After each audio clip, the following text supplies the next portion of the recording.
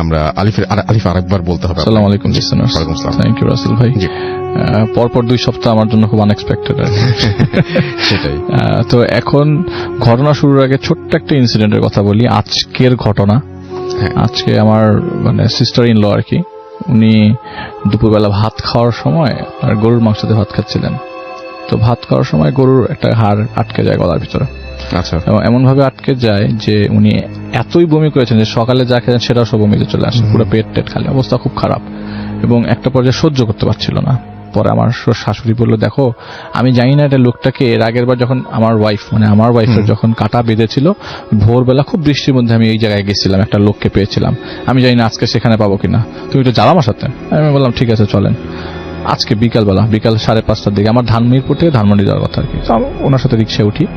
ওঠার পরে উনি রিক্সাওয়ালাকে নিয়ে খুব বেশি দূরে না গেলাম একটা জায়গায়, দেখলাম একটা বুড়ো লোক বসে আছেন, চুপ করে বসে তসবি পড়তেছেন এবং ডিজিটাল তসবি, ছোট ডিজিটাল তসবি গুলো পড়তেছেন। তো আমার শাশুড়ি আসসালামু আলাইকুম চাচা, আপনি আমাকে চিনতে পারছেন? বাসায় যা কাটা সরে যাবে। কিছু বলার লাগে না, বলি নাই কিছু, আমি তো সাথে ছিলাম ভাই, আমি সাক্ষী। বাসায় যা কাটা সরে যাবে। বাসায় গেলাম রাসেল ভাই, বলে গিয়ে যাওয়ার সময় একটা মসজিদের 10 টাকা দিয়ে যাস। আমরা ওই পাশ দিয়ে একটা মসজিদ পরে আর কি, তো আমরা দান বাক্সে 10 টাকা দিয়ে যাই। 10 টাকা দিয়ে হচ্ছে রিক্সাওয়ালার কাছ থেকে নেই। ওই সময় সাথে ভাঙতি ছিল না।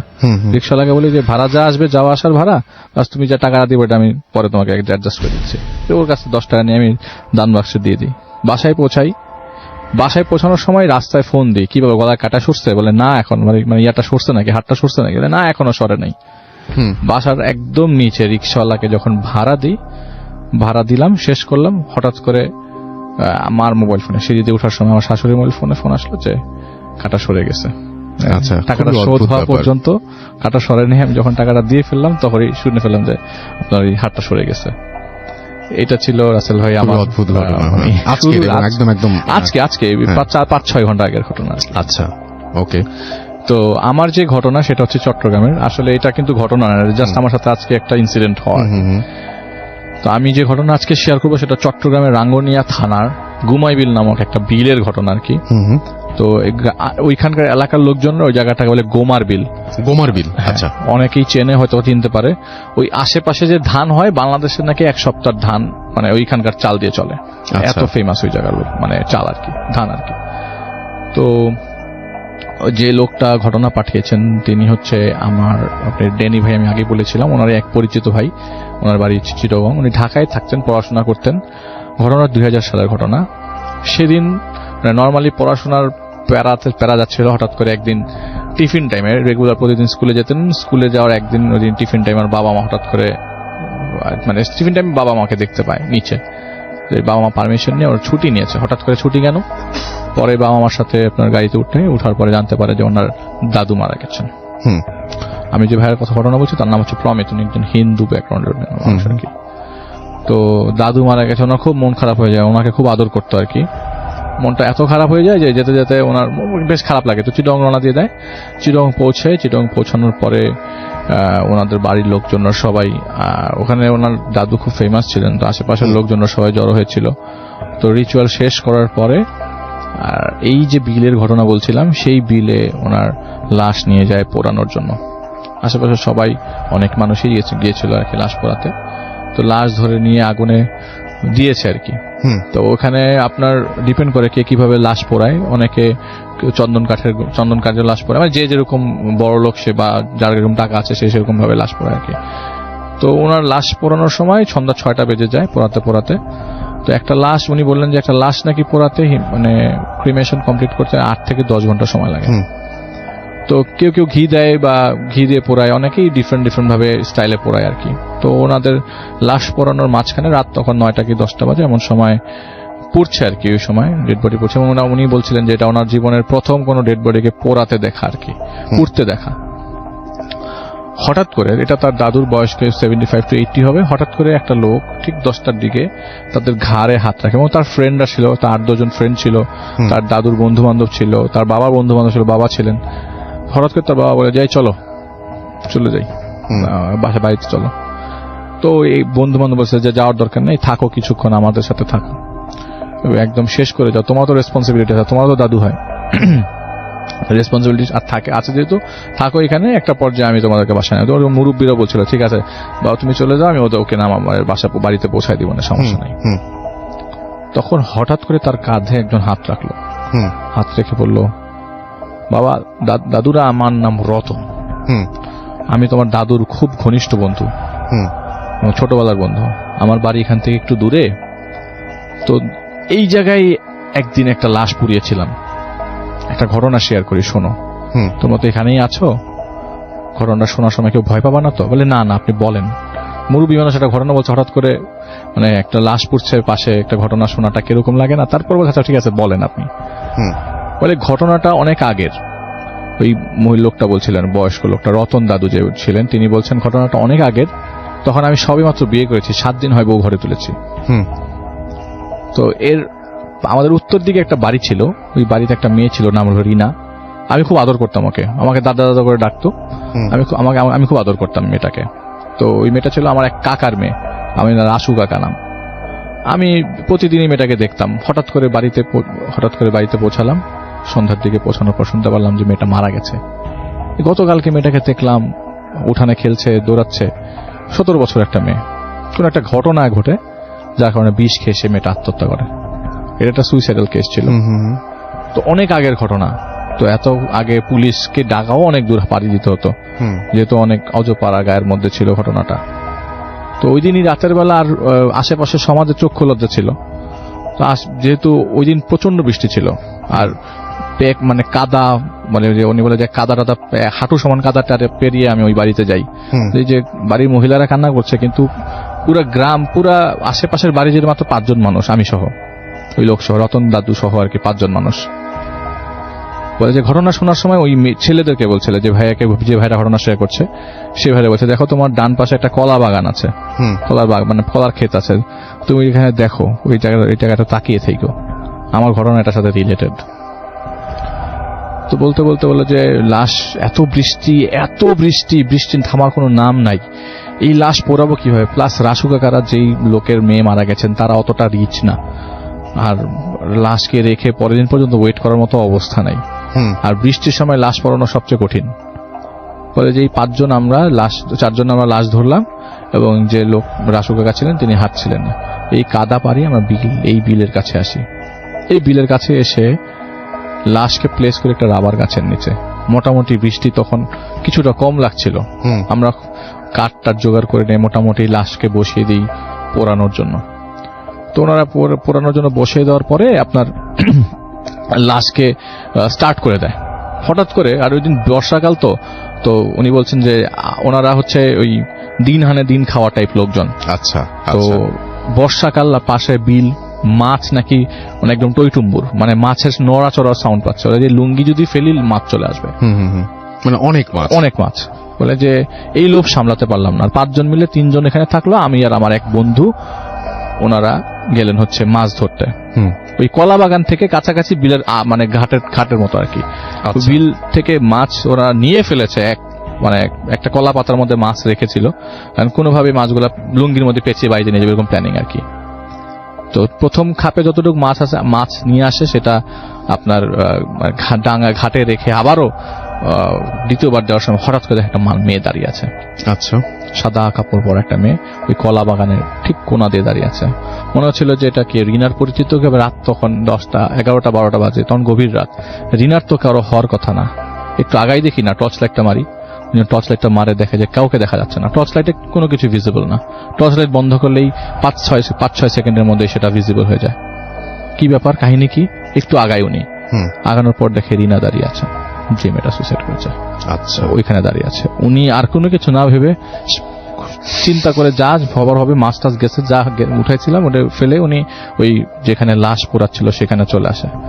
আর ওনাদের সাথে যেহেতু ওনারা হেল্প করেছিল, তো ওনার সাথে একটা রামদা ছিল, ওই রামদাটা অনেক কাঁধের মধ্যে ঝুলিয়ে বলে যে ভাই আমি গেলাম, বাসায় বউ আছে, বাচ্চা আছে, বউ আছে এবং ভাইটাই আছে, বাবা মা আছে, আমাকে বাসায় যেতে হবে। তো উনি তাড়াতাড়ি ওনাকে মানে বিদায় টিদায় না নিয়ে তাড়াতাড়ি চলে আসে। তো বিল ক্রস করে রাস্তায় উঠে এসে রাস্তা, মানে আপনি ওনার ঘর থেকে আবার বিলটা দেখা যায় আর কি, ওই জায়গাটা দেখা যায়। উনি ওনার বাড়ির সামনে একটা সাঁকো আছে, ছোট্ট একটা চ্যানেলের মতো ছিল, এই সাঁকোটা ক্রস করে ওনার ঘর। আচ্ছা। তো সাঁকোতে প্রথমে পাড়া দিবে এবং তার পিছনে একটা আম গাছের সাথে একদম আম গাছটার পিছনে দুধু ক্ষেত আর কি, ধান ক্ষেত। হঠাৎ করে একটা মেয়ে দৌড়ে আসছে, ঘুমটা পড়া একটা মেয়ে দৌড়ে আসছে। হাত উঁচিয়ে কাউকে যদি আটকানোর জন্য যেভাবে দৌড়াতে হয় সেরকম ভাবে দৌড়াচ্ছে। উনি দেখলো যে একটা মেয়ে দৌড়াচ্ছে, টর্চ মেরে চেহারা দেখার চেষ্টা করলো যে চেহারা বোঝা যায় কিনা। দেখে যে চেহারা তো বোঝা যাচ্ছে না, কিন্তু সারা শরীরের অলংকার, গয়না ও সব চকচক চকচক করছে। তো উনি প্রায় অর্ধেক চলে এসেছিল। কি কাহিনী, এটা কি চোর নাকি অন্য বিয়ের পর ইয়াতে আসর থেকে পালিয়েছে? এরকম গয়নাঘাটি তো পরে কোনো মেয়েকে কখনো দেখি নাই। আচ্ছা। হঠাৎ করে সাউন্ড আসতে থাকে, এই ভাগ, ওখানে দাঁড়িয়ে আছে, ভাগ ওখান থেকে, আজকে শেষ হয়ে যাবি। হঠাৎ করে তিনি সাঁকোর শেষ মাথায়, মানে ওনার বাড়ির সাইডের শেষ মাথায় চলে আসে। আসতে দেখে ওই মেয়েটা তার সামনে দাঁড়িয়ে আছে। তো উনি খুব ভয় পেয়ে যায়, ওনার শরীরে জ্বর চলে আসে। উনি বুঝতে পারছিলেন যে ওনার শরীরে জ্বর চলে এসছে, আর বৃষ্টি পড়ছে তো ওই মুহূর্তে, আর সারা শরীর ভেজা, শীত লাগছে, শীতে কাঁপছে। এমন সময় নম স্টাইলে সে নিচে নেমে যায়। আর ওই মহিলাটা বলতে থাকে, ওই মহিলাটা কিন্তু রিনা না, ওই মহিলাটা বলতে থাকে, আজকে তোর কল্লাটা ফেলে দিব। এটা বলতে বলতেই কিছুক্ষণের মধ্যে ভ্যানিশ হয়ে যায়। উনি আশেপাশে তাকিয়ে দেখে কেউ নাই। উনি দৌড়ে তার ঘরের মনে পিছলে টিছলে যেভাবে পারে, এর মধ্যে 2-3 বার পড়েও গেছে। আচ্ছা। ঘরের মধ্যে ঢোকার পরপরই সে দরজা জানালা বন্ধ করে ফেলে। সাউন্ড আসতে থাকে রাসেল ভাই বাড়ি থেকে, ও রতনদা, আমার খুব কষ্ট হচ্ছে, রতনদা আমাকে একটু বাঁচান, আমি পুড়ে যাচ্ছি, শেষ হয়ে যাচ্ছি, আমার সারা শরীর জ্বলতেছে, রতনদা আমাকে একটু বাঁচান। রিনার ভয়েস আসতে থাকে তার ঘর থেকে, তিনি রিনার ভয়েস পেতে থাকেন এবং অনেকক্ষণ যাবত পেতে থাকেন। তো উনি দরজা, মানে জানালা হালকা করে ফাঁকা করে দেখেন যে দূর থেকে ওই ডেড বডি এখনো পুড়ছে, তখনও পুড়ছিল। আচ্ছা। তো ওই মুহূর্ত পর অনেক সময় পার হয়ে যায়, কিন্তু সারা রাত তিনি এরকম শব্দ শুনতে থাকেন, রতনদা আমাকে বাঁচান, রতনদা আমাকে বাঁচান। পরের দিন সকালবেলা শুনতে পারে যে 17 ঘন্টা সেই লাশটা 17 ঘন্টা পরে, পোড়ার পরে, বিশেষ থামার পরে আস্তে আস্তে উনি লাশটা পোড়াতে পারে আর কি। আচ্ছা। তো এই পর্যন্ত এতক্ষণ লেগেছে এই পর্যন্ত। পরে উনি মানে বলে যে রিনার ভয়েসটা আমি একদম প্রপারলি শুনতে পান। পরবর্তীতে অনেকদিন জ্বর ছিল তার, এরপরে সুস্থ হয়ে যায়। পরে উনি বলে যে এটাই ছিল ওনার ঘটনা। এইটাই যে ভাইটা আমাকে শেয়ার করেছেন প্রমিত, উনি এই ঘটনাটা তার ওই দাদুর কাছ থেকে পেয়েছিলেন, অনেক আগের ঘটনা। ওকে, এটাই ছিল আসলে। Thank you so much. Thank you doctor Alif, আপনাকে অনেক ধন্যবাদ আপনার ঘটনাটা শেয়ার করার জন্য। আমরা চলে যাব আফনান ভাইয়ের কাছে, এবং আফনান ভাইয়ের কাছে আমরা তৃতীয় ঘটনাটি শুনবো। আশা করছি যে এই ঘটনাটিও আপনাদের ভালো লাগবে। আসছেন আফনান ভাই, জি শুনিয়ে তাহলে আপনার ঘটনা। আসসালামু আলাইকুম। আসসালাম।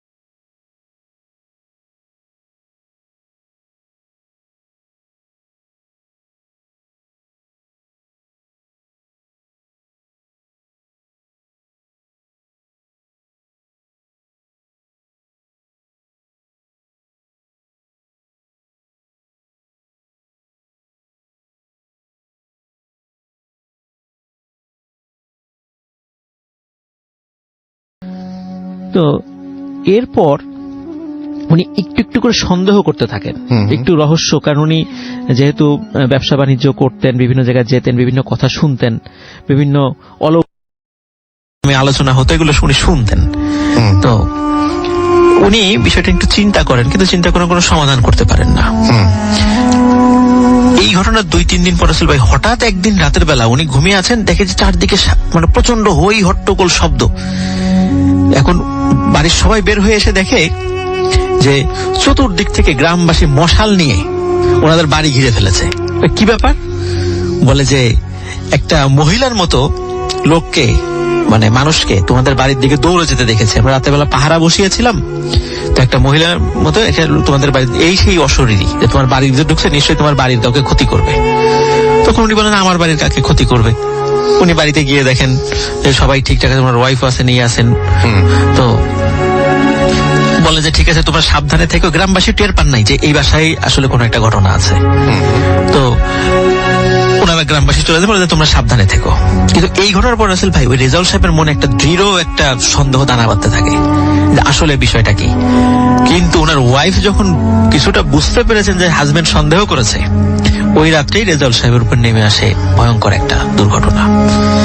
তো উনি যখন ভোরের দিকে হঠাৎ করে উনি প্রচন্ড মানে যন্ত্রণা অনুভব করেন ওনার হাতে, এবং উনি যন্ত্রণায় চিৎকার করে উঠে দেখেন যে ওনার হাতের দুটো আঙ্গুল মানে এক কামড়ে মানে আলাদা করে ফেলেছে ওনার ওয়াইফ, এবং ওনার ওয়াইফ মুখ ভর্তি রক্ত। এই দৃশ্য দেখার পরে উনি, ওইটাই ছিল ওনার ওয়াইফের সাথে ওনার শেষ দেখা।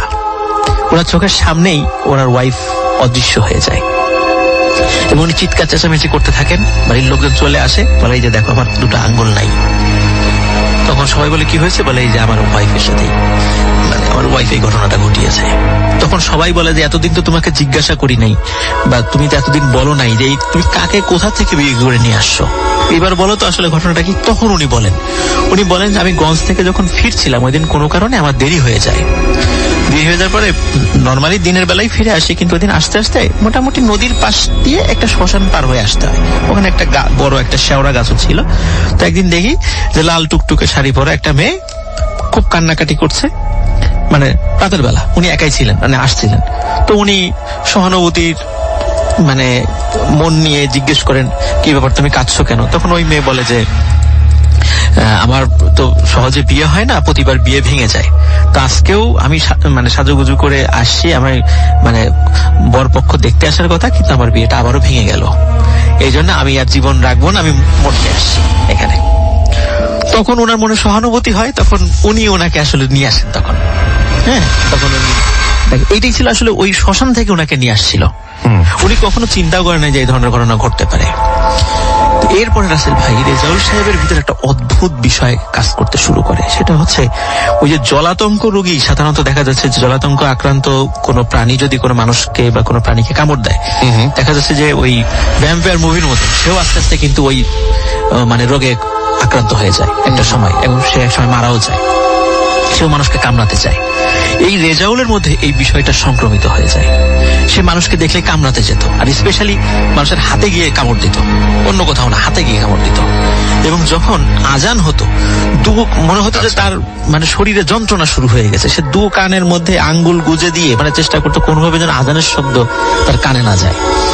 আর যখনই মানে কোনো ভালো আলেম বা কোনো ভালো লোক উনি দেখতেন, সাথে সাথে মানে দৌড়ে মানে বাদরের মতো গাছে উঠে যেতেন। আসলে উনি কিন্তু গাছে উঠতে জানতেন না, কিন্তু অথচ উনি বাদরের মতো গাছে উঠে যেতেন, মানে কোনো ভালো লোক উনি সামনে দেখতে পারতেন না। তো এই রকম মানুষকে উনি কামড় দিতে যায়, বা এই যে মানুষ গ্রামবাসী খুব অতিষ্ঠ হয়ে যায়। একদিন গ্রামবাসী অতিষ্ঠ হয়ে ওনাকে পিটিয়েই মেরে ফেলে, মানে ওনার এইভাবে একটা মর্মান্তিক মৃত্যু হয়। মৃত্যু হওয়ার পর মানে ঘটনা স্বাভাবিক, মানে গ্রাম একদম এই সবাই তো বুঝতে পারে এই বিষয় ছিল। ওনার ওয়াইফকেও তো আর পরবর্তীতে কেউ দেখে নাই। তবে একটা অদ্ভুত ঘটনা নাকি মানে এখনো অত্র অঞ্চলে একটা প্রচলিত আছে, সেটা হলো কখনো কখনো চাঁদের আলোতে অনেকেই নাকি ওই রেজাউল এবং তার ওয়াইফকে চাঁদের আলোতে দেখে এখনো, যে তারা হেঁটে যাচ্ছে একসাথে, এখনো দেখে। ওইটা মোটামুটি চুয়াডাঙ্গার ওই গ্রামে কথাটি প্রচলিত আছে আর কি। তো এটাই ছিল রাসেল ভাই আমার first story. Thank you so much, thank you, আপনাকে অনেক ধন্যবাদ। এবং আমাদের সঙ্গে আরো একজন নতুন অতিথি আছেন, তার একটা ঘটনা আমরা শুনব। এবং আপনার নামটা প্লিজ একটু বলবেন, আপনি কোথা থেকে এসেছেন সেটা বলবেন, তারপরে আপনার ঘটনায় যাব। জি, আপনার নামটা একটু যদি। ধন্যবাদ রাসেল ভাই। আমি আবু আলতামাস সৌনক, পুরান ঢাকা থেকে, সূত্রপুর থেকে এসেছি। তো আমি আমার ঘটনায় ফিরে যাচ্ছি। একটু শুরু থেকে বলে নিলে ভালো হয়। আমার জন্মটা বেসিক্যালি অমাবস্যা রাতে হয়েছিল, যখন হিন্দুদের কালী পূজা হয় তখন। তো যখন ঠাকুরকে নিয়ে আসছিল তখন আম্মুর সাডেনলি পেইন শুরু হয়, আম্মুকে হসপিটালে নিয়ে যায়। তো 1:30টার দিকে সম্ভবত হিন্দুদের কালী পূজার যে পূজাটা হয় অমাবস্যা রাতে, তো সেই পূজাটা হয়, তখনই আমার জন্ম। তো যাই হোক, আমি আসলে এই বিষয়গুলো মানি না, জাস্ট এমনি শেয়ার করা। তো ঘটনাটা হচ্ছে এরকম, এটা বেশ আমার জন্মের পর থেকেই যখন আমি বড় হতে থাকি তখন আমার ভয়ের প্রবণতাটা অনেক বাড়তে থাকে, যে ঘরে 1 মিনিটও একা থাকতে পারি না, অথবা দেখা যাচ্ছে ওয়াশরুমে গেলেও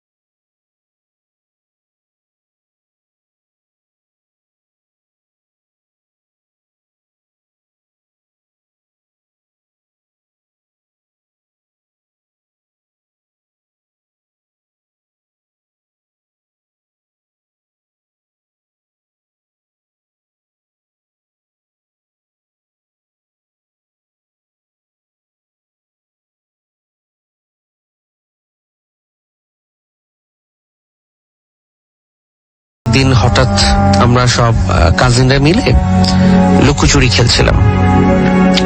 তো বাসার বর্ণটা একটু দিয়ে নিচ্ছি। আমাদের বাসাটা হচ্ছে অনেক পুরোনো দিনের ছিল। তো 2টো সিঁড়ি, একটা হচ্ছে সামনের দিকে সিঁড়ি, একটা পেছন দিকে সিঁড়ি। তো সামনের দিকে সিঁড়িটা সাধারণত ইউজ করা হতো না, যদি কোনো মেহমান আসতো তখন তারা সামনের দিক দিয়ে আসতো, আর আমরা সবসময় পেছন দিকে সিঁড়িটাই ব্যবহার করতাম। আর সামনে সিঁড়ি দিয়ে উঠে হচ্ছে ড্রয়িং রুম, ওখানেও খুব কম একটা, মানে বেশি একটা যাওয়া হতো না। যদি মেহমান আসতো তখনই ওখানে আমরা যেতাম, আদারওয়াইজ ওটা সবসময় লক করা থাকতো। তো যেহেতু লুকোচুরি খেলছিলাম, আমি ওখানে যে তখন লুকাই, তখন টাইমটা হবে অনেকটা 12:30 থেকে 1টার মধ্যে। তো হঠাৎ আমি খেয়াল করে দেখি যে অন্ধকার রুমের মধ্যেই একটা দেয়ালে একটু আলো বোঝা যাচ্ছে, খাটের মধ্যে একজন মানুষ শুয়ে আছে। তো ওটা অনেকটা হচ্ছে গিয়ে মসজিদে যখন হুজুররা থাকে নামাজ পড়ে, এক ধরনের মাথায় ঘুমটার মতো কিছু দেয়, রুমাল জাতীয়। তো এমন মনে হচ্ছে যে কেউ একজন খুব বুজুর্গ একজন মানুষ শুয়ে আছে। সো উনি তাকিয়ে বলতে উনি হাসছেন, আর খুব সুন্দর একটা গন্ধ ছিল, মানে আমি এরকম গন্ধ এখন পর্যন্ত আর পাইনি। তো আমি চিৎকার দিয়ে বেরিয়ে চলে আসি, আম্মু চাচি সবাইকে বলি যে আমি এরকম তো কিছু একটা দেখলাম। সবাই আমার সাথে আসে, এসে রুমে যেয়ে দেখে যে না, আসলে কিছুই নাই। যেটা বলো, তুমি তো সবসময় ভয়ই পাও, এরকম কিছুই হয় না, এটা তোমার ভুল ধারণা, মনের ভুল বা ভুল ধারণা। আমি অনেক চেষ্টা করি সবাইকে বোঝাতে, কিন্তু কেউ বিশ্বাস করে না। তো যাই হোক, সেদিন রাতে আমি ঘুমাচ্ছিলাম, আমরা মশারি টাঙিয়ে ঘুমাতাম। তো যেটা হয়, আমি আমার মনের অজান্তেই, মানে আমি বুঝতে পারছি যে হচ্ছে, বাট কেন হচ্ছে, আমি কি করছি আমি বুঝতে পারছিলাম না। তো আমি আমার রুম থেকে বেরিয়ে বারান্দা দিয়ে হেঁটে হচ্ছে একদম লাস্ট প্রান্তে, যেটা বললাম আমাদের ড্রয়িং রুমটা ছিল, ওখানে আমি ঢুকলাম। তো ঢোকার পরে যেটা হয়, সাডেনলি গেটটা বন্ধ হয়ে যায়। আমি আবার সেই স্মেলটা পাই, যে খুব সুন্দর একটা গন্ধ। আমি বুঝতে পারছি, আলোতে বোঝা যাচ্ছে একটা শ্যাডো, যে কেউ একজন শুয়ে আছে। তো তিনি আমাকে বললেন যে এই সোফাটায় বসো। তো আমি যে বসলাম, আমি জাস্ট খুব ভয়ে ভয়ে বলছি যে দেখেন, আপনি কেন আমাকে ভয় দেখাচ্ছেন, আমি তো খুব ভয় পাচ্ছি। তো উনি আমাকে বললেন যে কোথায়, না তো ভয় পেলে তো এত রাতে তুমি আসতে না, আর তুমি আসলে ভয় পাচ্ছ না, আর এখন থেকে তুমি কখনো ভয় পাবে না। সো এরপরে আমার আর কিছু মনে নেই। সকালে আমার যখন ঘুম ভাঙে দেখে যে আমি আমার ঘরের বিছানার নিচে মানে খাটের নিচে শুয়েছিলাম। তো ঘুম থেকে ওঠার পরে বলে যে কেন এখানে কি করছো, বাট আমি তখন আসলে কারোর সাথে বিষয়গুলো শেয়ার করিনি, কারণ আমি বললেই সবাই একটাই কথা বলে যে আমার ভ্রান্ত ধারণা, ভুল ধারণা, যেহেতু আমি ভয় পাই। তো এরপর থেকে যেটা হয়, আমি আস্তে আস্তে বড় হওয়া শুরু করি, বাট এখন পর্যন্ত কিন্তু আমি আর ভয় পাই না। আর অন দ্য আদার হ্যান্ড যেটা হয়, এখন কিন্তু আমার বড় বোন প্রচুর পরিমাণে ভয় পায়। বিষয়টা এরকম না মানে যে উল্টো হয়ে গেছে, উল্টো হয়ে গেছে।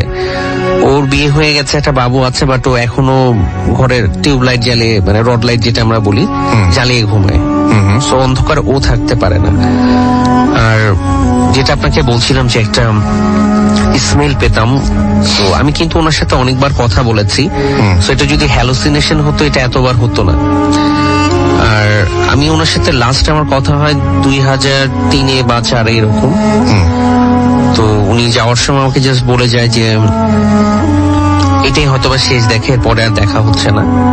তা আমি তখন ওনাকে বললাম কেন, মানে তাহলে আপনি চলে গেলে তো আমি আবারও ভয় পাবো।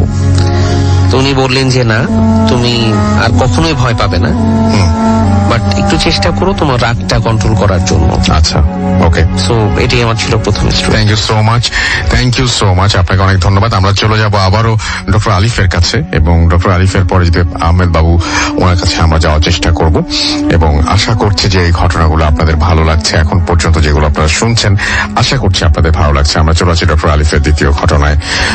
চলুন আমরা শুনে আসি। দ্বিতীয় ঘটনাটা হচ্ছে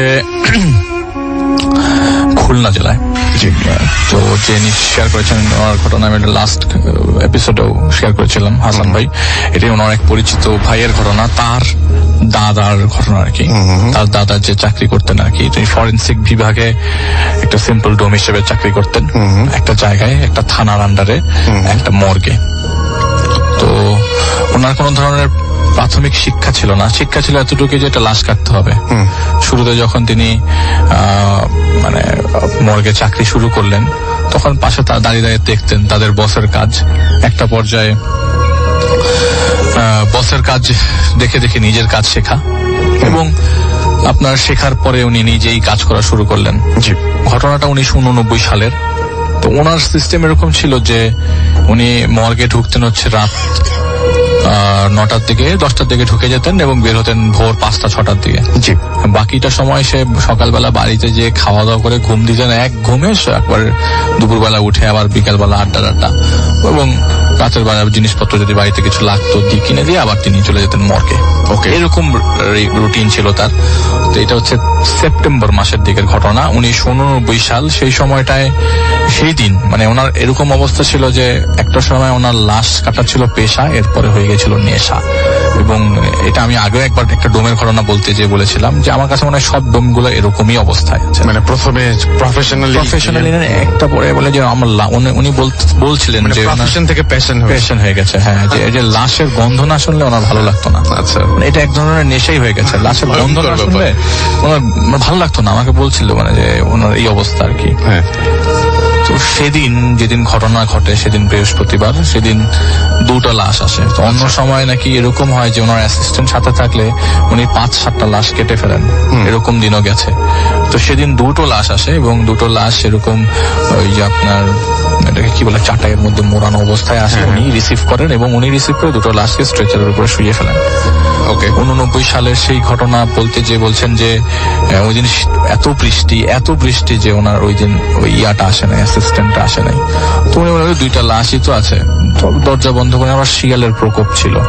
তো দরজা জানালা বন্ধ করে তিনি লাশ কাটবে এরকম প্ল্যানিং করছেন। এমন সময় লাশ কাটা স্টার্টও করেন। তো প্রথমে মাথার দিকে দাঁড়িয়েছিলেন কিছুক্ষণ, একটা সিগারেট ধরিয়ে, এবং মাথা কাটা শুরু করে দেন। মাথা কাটার পরে এরপরে বুক কেটে পেটে চলে আসেন। আচ্ছা, এমন সময় প্রপারলি তিনি অন্য যেসব অর্গানস, যেসব ম্যাটেরিয়ালস গুলো আমাদের ফরেন্সিক ডিপার্টমেন্টের দরকার হয় সেগুলো মানে উঠে তিনি জাস্ট সেলাইয়ের জন্য প্রিপারেশন নেবেন। এমন সময় দরজায় নক নক শব্দ। বাইরে প্রচন্ড বৃষ্টি, এই নকের কিছুক্ষণ আগে আবার অনেকগুলো শিয়াল ডেকেছে, বলে যে বৃষ্টির সময় শিয়াল বের হয়ে এত রাতে ডাকা সম্ভব ইম্পসিবল। রাত্রে 1টার পর কাজটা ধরে এবং আমি 2টা লাশই তো আস্তে আস্তে ধরি। এবং আমি বলি রাসেল ভাই, আমি কিছু জিনিস স্কিপ করে গেছি, যে ওনার বলে যে আমি সবসময় কোনো কনসেন্ট্রেশন দিতাম না লাশের প্রতি, এত মায়া দিয়ে দেখতাম না লাশকে। ওদিন কেন জানি তার মনে হয়েছিল যে একটু মায়ার চোখে দেখি লাশটা। ওই লাশটা মায়ার চোখে দেখতে যে লাশের ডান চোখটা উপরের দিকে তোলে। তো বেসিক্যালি এরকম জানি যে মাসল কন্ট্রাকশনের কারণে পরবর্তী সময়ে এই জিনিসটা বন্ধ করা যায় না, তাই হচ্ছিল। লাশের চোখের পাতাটা নামানো যাচ্ছিল না। এক্স্যাক্টলি সেম ভাবে বাম পাশেরটাও করতে যে তিনি দেখলেন যে বাম পাশেরও সেম অবস্থা, এখন 2 পাশের পাতাই বন্ধ হচ্ছে না। একটা পর্যায়ে তার কাছে মনে হতে থাকলো যে কি ব্যাপার, লাশটার কি চোখের মনি নড়ছে? দেখছে যে ওনার দিকেই লাশটা তাকিয়ে আছে, চোখের মনি মুভ করতে যে। আজেরা জিনিস, খুব সাহসী মানুষ ছিলেন। ওই 89 সালের ঘটনা, এর আগে তার 15 বছরের এক্সপিরিয়েন্স, তো কোনো সমস্যাই না। তিনি এরকম লাশকে সেলাই করার প্রিপারেশন নেবেন, আবারও লাশের চেহারার দিকে তাকালেন, দেখলেন যে লাশটা তার দিকেই তাকিয়ে আছে। কোন একটা ম্যাটেরিয়ালস নিয়ে কোনো একটা ম্যাটেরিয়ালস টেবিল থেকে নিয়ে আসে তার এক টেবিলে যাচ্ছে, তার কাছে মনে হচ্ছে লাশটা তার দিকেই তাকিয়ে আছে এবং মণিগুলা ঘুরে ঘুরে দেখছে যে সে কোথায় যাচ্ছে। এমন সময় শিয়ালের শব্দ, শিয়াল ডাকার শব্দ, বাইরে অনেকগুলো শিয়াল ডাকছে। যে বৃষ্টির মধ্যে শিয়াল ডাকার কথা না, এত রাতের বেলা। হ্যাঁ, রাতের বেলা শিয়াল ডাকে, কিন্তু বৃষ্টির মধ্যে এরকম দরজার সামনে এসে ডাকা ইম্পসিবল। হঠাৎ করে দরজার মধ্যে নক। এবার আমি নকের শব্দে আসি, নক করতে গিয়ে উনি দরজাটা খুলে দেখেন যে ওনার যে অ্যাসিস্ট্যান্ট, সে অ্যাসিস্ট্যান্ট চলে এসছে, তার সাথে আরেকটা লোক। এবং আশ্চর্যজনক বলে যে উনি এই জিনিসটা এতটা ওভারলুক করে গেছেন যে ওই 2জন লোক ভেজা ছিল না। বাইরে তো প্রচন্ড বৃষ্টি এক ফোঁটা থামার নাম নেই, কিন্তু এই লোক 2টা শুকনো। এবং এমনও না যে পাশে কোনো ধরনের ছাউনি আছে বা উনি ওইখানে দাঁড়িয়েছিল বা কিছু একটা, এরকম কোনো চান্সই নাই। ওই জায়গায় আসতে গেলে আপনাকে ভিজতেই হবে, তো ওরা শুকনা। তো যাই উনি এতটা কেয়ার করেন নাই, আমলে নেন নাই। দরজা লাগিয়ে, যেমন যে লোকটা ওনার বাইরের লোক ছিল তাকে বলেছেন যে তুমি ভয় পেতে পারো, তুমি পেছনের যেয়ে বসো, পেছনের রুমটাতে যেয়ে বসো। তো এই লোকটা পিছনের রুমটাতে যেয়ে বসে এবং তার লোকটাকে বলে যে দেখো, আমি ম্যাটেরিয়াল সব বের করে ফেলছি, কলিজা টলিজা সব বের করে ফেলছি, আসলে সেলাইটা করে ফেলি, কারণ সকালবেলাই দিতে হবে আরেকটা লাশ কাটবো। তো ওনারা সেলাই করতে যায় এবং ওই লোকটাও বাধ্য ছেলের মতো তার সাথে সেলাই করতে বসে পড়ে। পেটের থেকে আসবে বুকের দিকে, এমন সময় কটর সাউন্ড, ওই কাঠের ভিতর থেকে যদি উই পোকা কটকট করে সাউন্ড করতে থাকে, ঠিক এরকম ভাবে সাউন্ড হতে থাকে। তো উনি পিছনে তাকাতে যাবে, এমন সময় পাশের যে অ্যাসিস্ট্যান্টটা ওনাকে বলে যে এই তুই পিছনে তাকাইস না, পিছনে তাকালেই শেষ হয়ে যাবি। এইটা বলার পর উনি আর ওই জায়গায়, উনি বলছে যে ওই জায়গায় এত সাহসী লোক, উনি একদম শেষ হয়ে যায় ভয়। কাহিনী কি, দেখে পিছনে যে লোকটা, ওই লোকের ওই ডেড বডির মাথার মধ্যে দিয়েছে একটা কামড়, মানে কামড় দিতে যাচ্ছে। এরকম কন্ডিশন উনি এক দৌড়ে দরজার কাছাকাছি চলে যায় এবং গিয়ে মানে কাছে যেতে পিছনে তাকিয়ে দেখে যে আসলে কাহিনী কি হচ্ছে। আমি এত সাহসী একটা, আমার এত ভয় পাচ্ছি কেন? উনি পিছনে তাকাতেই দেখে যে ওই যে স্পেসিমেন গুলা খুলেছে, মানে উনি কেটে রেখেছে আলাদা করে, সেগুলিতে কামড় বসিয়ে দিয়েছে তার অ্যাসিস্ট্যান্ট। উনি এক দৌড় দেয়, দৌড়াতে যতই পালাচ্ছে ততই শব্দ আসছে। এতদিন যাবত এত লাশ কাটছে, এবার আয় না আমাদের সাথে লাশ কাট, এবার আয় আমাদের সাথে, এরকম শব্দ শুনছে। এবং এক ভৌদৌড়, ওনার বাড়ি ওখান থেকে প্রায় 1.5 কিলোমিটার দূরে। দৌড়াতে অর্ধেক রাস্তায় সে সেন্সলেস হয়ে যায়। ঘুম ভাঙে একটা ইমাম থাকে তার সাথে, মানে ঘুম থেকে তার একটা ইমাম আছে সামনে এবং তার ছেলে আছে, তার ওয়াইফ আছে। ঘটনার বলে সবাইকে যে এরকম ঘটনা, খুব ভয় পেয়ে গেছিলাম, গতকালকে এরকম একটা ঘটনা ঘটলো, আমাকে যেতে হবে তাড়াতাড়ি। তিনি যান মর্গে যাওয়ার পরে উনি দেখেন যে মানে আসলে এই ঘটনাটা অনেকদিন যাবৎ কেস হিসেবে ছিল আর কি, ওই ডেড বডিগুলো পাওয়া যায়নি যেহেতু বেওয়ারিশ ছিল। তো ওইখানে শুধুমাত্র কয়েকদিন যাওয়ার পর উনি দেখেন যে কয়েকটা হাড়গোড় পড়েছিল আর পুরো রক্তের ছাপ, 2টা লাশ উধাও ছিল, 2টা লাশই পাওয়া যায়নি পরে। এবং 1 বছর যাবৎ এটা ওনারা খোঁজার চেষ্টা করেন, কি হয়েছিল, কেন হয়েছিল, কিন্তু কেউ কোনো ধরনের ক্লু পাননি। তো পরবর্তী সময়ে উনি জব ছাড়বে এরকম প্ল্যানিং করছিল। তো যেহেতু রাসেল ভাই, আমি আগেও বলেছিলাম এটা একটা নেশা, তো উনি এক হুজুরের কাছে গিয়েছিল, আসো আদৌ কোনো ধরনের তাবিজ তোমার করে নিজেকে সেফ করে কি তিনি আবারও সেই প্রফেশনটা স্টার্ট করতে পারবেন কিনা। তো ঘটনাটা কি ঘটেছিল সেটা তার হুজুরের কাছ থেকে সে ইনফরমেশনটা নেয় ইনফরমেশনটা এরকম ভাবে নেয় যে কাহিনী কি, তো বলে যে ওই যে লোকটা লাশ কাটছিল তিনি, এমন হতে পারতো সে আরেকটা লাশ কাটতে পারতো, কিন্তু সে এই লাশটাই কেন স্টার্ট করলো। Right. এই লাশটা যিনি ছিলেন তিনি আসলে জিন পালন করতেন 2-3 জন, এবং এই আচ্ছা। জিন দেখতে তাদের একটা মনোমালিন্য হয়ে যায় আর কি। তো একটা পর্যায়ে জিনরা তার লাশটা সরিয়ে ফেলে ব্ল্যাক ম্যাজিকের জন্য, হতে পারতো এটা ব্ল্যাক ম্যাজিক, উনি বলেন উনি সঠিক জানেন না, কিন্তু এই লাশগুলো জিনগুলোই সরিয়ে ফেলে ওইখান থেকে, ওই Okay. লাশগুলো আর খুঁজে পাওয়া যায়নি। তো পরবর্তী সময় রাসেল ওই যে বলে যে ইচ্ছা যেটা করে আর কি, লাশ কাটার ইচ্ছা, নেশা হয়ে গেছিল। একদিন এরকম হঠাৎ করে মর্গ থেকে ফোন আসে, মানে ডাক আসে আর কি, যে যেতে হবে। তো উনি মর্গে যান, একটা লাশ কাটেন, সেদিন বাসায় ফেরেন। বাসায় ফেরার পরে রাত্রেবেলা স্বপ্ন দেখে যে তার ঘুম ভাঙে, স্ট্রেচারের মধ্যে চারিপাশে 4-5 জন লোক আপনার ছুরি নিয়ে দাঁড়িয়ে আছে এবং তাকে কাটবে বলছে। তাকে এখন সবাই কেটে ফেলবে, ওই 4 জন মিলে তাকে এখন কাটবে। তিনি ডেড বডি হয়ে আছেন, এটি তিনি স্বপ্নে দেখলেন। ঘুম থেকে ভাঙার পর রাসেল ভাই তার ডান পাশটা পুরো অবশ হয়ে গেল। ওইটা প্রায় 30 বছর যাবত অবশ, এখন পর্যন্ত অবশ, একটু আগে মেসেজ পর্যন্ত অবশ। যে লোকটা শেয়ার করেছেন তিনি এই হাসান ভাইকে বলেছেন আর কি, যে এখন পর্যন্ত অবশ এবং সবার কাছে দোয়া চেয়েছেন রাসেল ভাই। ওকে, এটার কোনো সুরাহা করতে পারেন নাই। 30 বছর যাবত তার ডান পাশটা অবশ হয়ে আছে এখন পর্যন্ত, এবং আমি আপনাকে চাইলে এটা প্রুফ দিতে পারবো।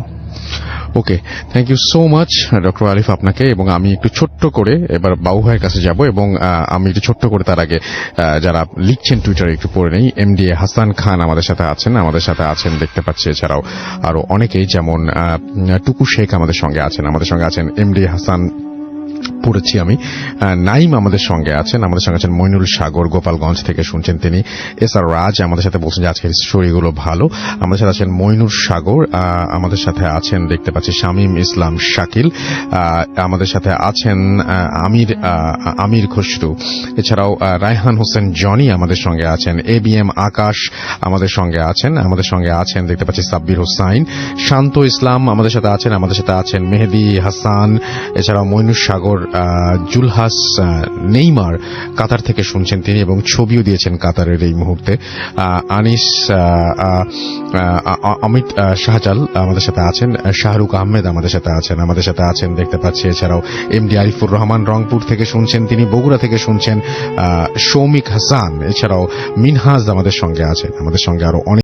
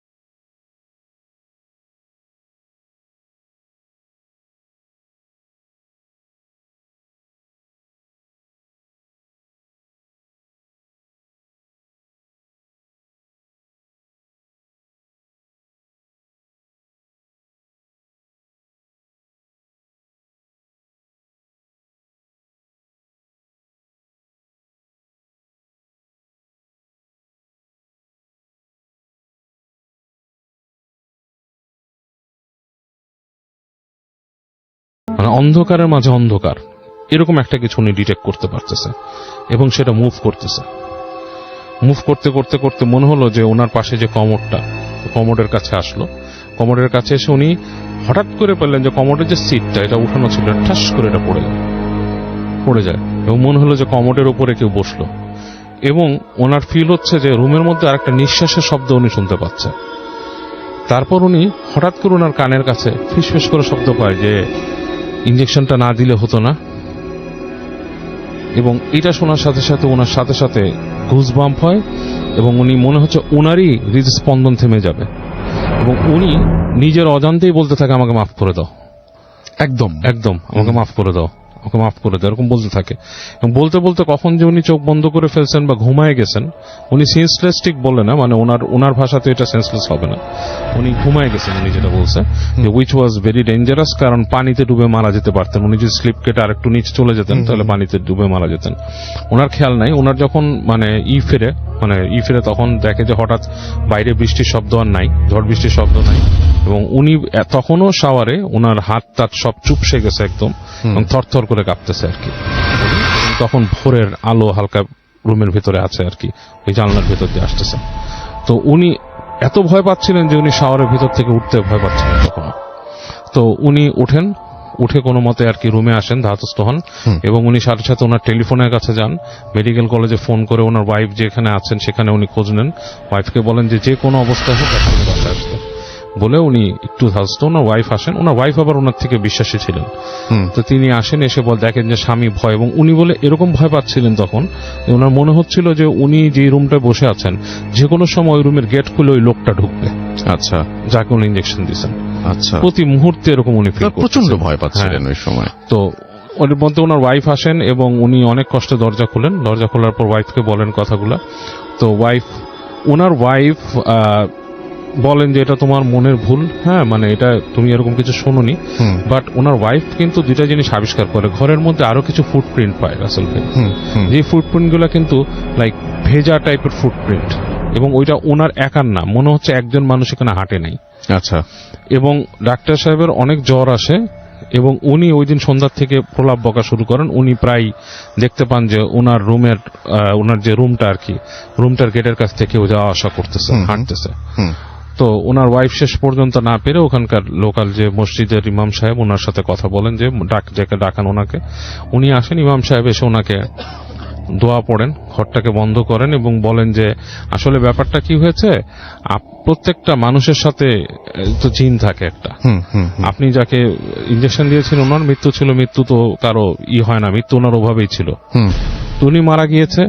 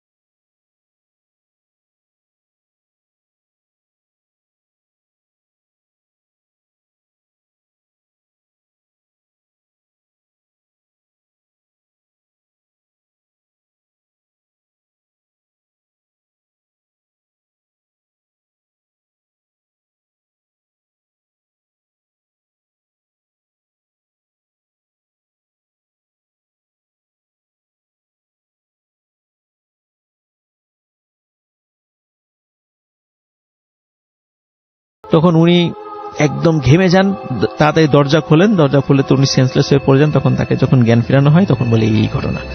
তখন বলে যে ঠিক আছে, তাহলে তুমি একটা কাজ করি, তোমাকে ঢাকার হেড অফিসে পাঠাই দিই। ঢাকা থেকে ওনারা গেছিলেন নাকি, তুমি ওখানে চলে যাও, এখানে আর তোমার কাজ করার দরকার নেই।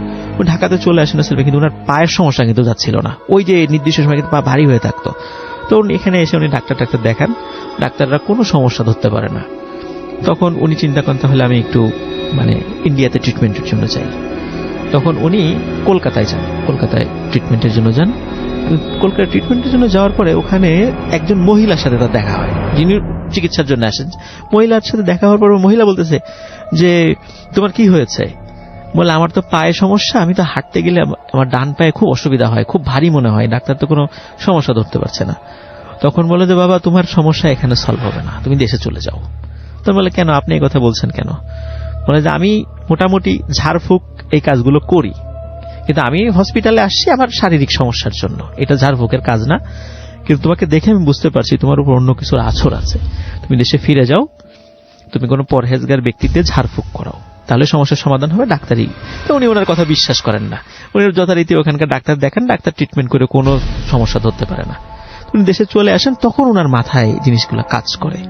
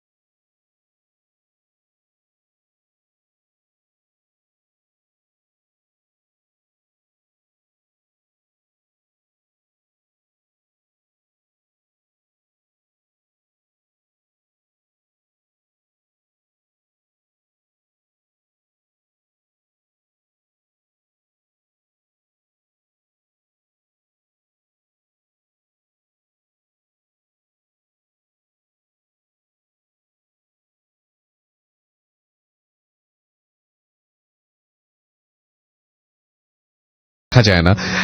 নামটা একবার বলবেন এবং তারপরে আপনার ঘটনাটা শুরু করবেন। একটু কাইন্ডলি বলবেন আপনি কোথা থেকে এসেছেন, তারপরে আপনার ঘটনায় যাবো। জি জি, ধন্যবাদ রাসেল ভাই। আমি আবু আলতামাস শৌনক বলছি, পুরান ঢাকা সূত্রাপুর থেকে এসেছি।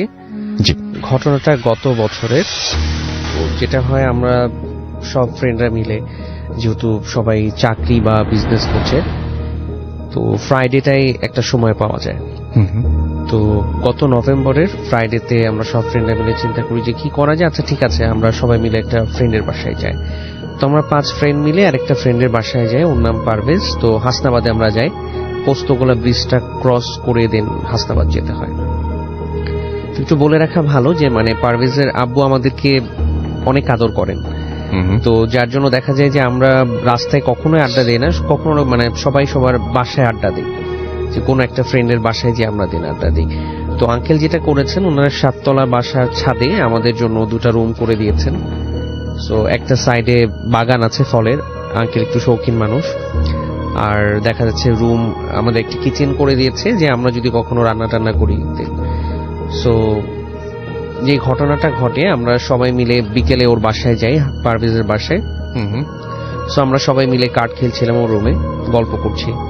তো সাডেনলি যেটা হয় যে ইকবাল ও হঠাৎ করে বলে যে ঠিক আছে আমি একটু ওয়াশরুমে যাব। সো ইকবাল হচ্ছে ওয়াশরুমে যায়। তো দেন পারভেজ হঠাৎ বলে যে ঠিক আছে আমি তাহলে একটু কবুতর দেখে আসি, ওদের ছাদের উপরে আবার যে আরেকটা ছাদ আছে। তখন ওর ভাইয়ের কবুতরগুলো দেখতে যায়, আর সোহাগ যায় হচ্ছে বেসিনে হাত মুখ ধুতে। তো রুমের মধ্যে আমি, মানিক আর হচ্ছে আরাফাত নামে আমরা 3 জন বসে গল্প করছি। হঠাৎ মানিক বলে যে ঠিক আছে আমি একটু বাইরের দিকে যাই, গাছগুলো দেখে আসি, যেহেতু ফলের গাছ আছে। তো এই কথা বলে দেন ও বাইরে চলে যায়। তা আমরা বসে বসে গল্প করছি, যে আমি বলছি যে হ্যাঁ অনেক আজকে রাতে ভূত এফএম আছে, ভূত এফএম শুনবো। এই কথা বলতে বলতে হঠাৎ আমরা খেয়াল করি যে মানিক অনেক উচ্চ স্বরে বলছে, এখানে কে, এখানে কি করছো, তোমার নাম কি? এই কথা বলে হঠাৎ করে ও খুব ফোর্সের সাথে দৌড়ে আমাদের রুমের মধ্যে ঢুকে পড়লো। তো ওর চিৎকার শুনে অলরেডি দেখা যাচ্ছে সোহাগ, ইকবাল, উপর থেকে পারবে সবাই চলে আসছে। দেন ও বলছে যে ও দেখেছে স্পষ্টভাবে একটা 2 থেকে 3 বছরের বাচ্চা মেয়ে, পিঙ্ক কালারের একটা ফ্রক পরা, মানে ওর দিকে তাকিয়ে আছে। তো ও যখন জিজ্ঞেস করেছে কথাগুলো যে কে তুমি, এখানে কি করছো, কোথা থেকে এসেছো, সো সে একটা মানে জোরে হাসি দিয়ে ওর দিকে তাকিয়ে দৌড় দিয়ে কিচেনের দিকে চলে গেছে। এখন বিষয়টা হচ্ছে যে প্রথমত তখন প্রায় 8টা বাজে, ছাদের গেটটা ছিল লক করা, আমরা তালা মেরে রেখেছিলাম। সো নিচ থেকে ছাদে আসা বা ছাদ থেকে নিচে যাওয়ার কোনো ওয়ে কিন্তু ছিল না, আর ছাদে শুধুমাত্র আমরাই ছিলাম। তো তারপরেও যেহেতু এতটা বিশ্বাসের সাথে বলছে যে একজনকে দেখেছে, আমরা সবাই মিলে পুরো ছাদে তন্ন তন্ন করে খুঁজলাম, বাট আসলে ওখানে আমরা কাউকে দেখতে পাইনি, যে কেউই ছিল না।